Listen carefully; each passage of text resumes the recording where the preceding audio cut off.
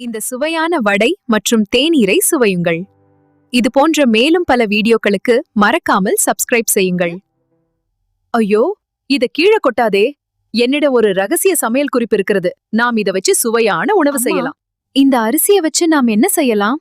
கவலைப்படாத செல்லமே, நான் இத வச்சு ஒரு ருசியான உணவை சமைக்கலாம். You can make this super snack in just 10 minutes.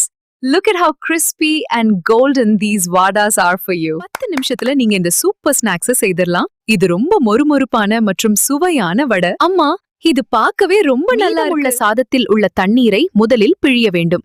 பின்னர் அதை மென்மையாக பிசைந்து கொள்ள வேண்டும். இது மிகவும் முக்கியமானது. மற்றும் வெங்காயம் சேர்த்தால் சுவை அதிகமாகும். சாதம், பச்சை மிளகாய் மற்றும் மசித்த உருளைக்கிழங்கு சேர்த்து நன்றாக கலக்கவும். சரி அம்மா, நான் கலக்குகிறேன்.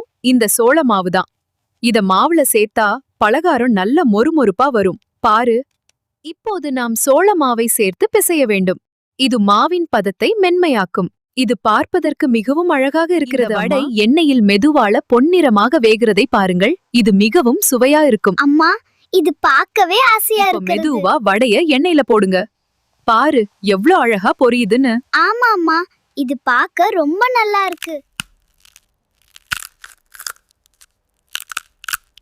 இது மிகவும் சுவையாகவும் இருக்கிறதம்மா. அம்மா, இது ரொம்ப கிறிஸ்பியா இருக்கு. வாவ் அம்மா, இது ரொம்ப மொறுமொறுப்பா இருக்கு. சந்தோஷமா சாப்பிடு கண்ணா. உனக்காகவே செஞ்ச வடை மிகவும் ருசியா இருக்கிறது அம்மா. ஆமா மகளே, சூடான தேநீருடன் இது இன்னும் சிறப்பாக உள்ளது. மகிழ்ச்சியான காலை உள்ள சாதத்தை வீணாக்காதீர்கள். இது போல வடை செய்து பாருங்கள். இது மிகவும் சுவையானது மற்றும் ஆரோக்கியமானது. ஆமாம் அம்மா, இது மிகவும் நன்றா இருக்கு. வீடியோவை விரும்பினால் சப்ஸ்கிரைப் பண்ணுங்க. அப்புறம் அந்த பெல் ஐகானையும் கிளிக் பண்ண மறக்காதீங்க. அப்போதான் எல்லா அப்டேட்ஸும் உங்களுக்கு வரும்.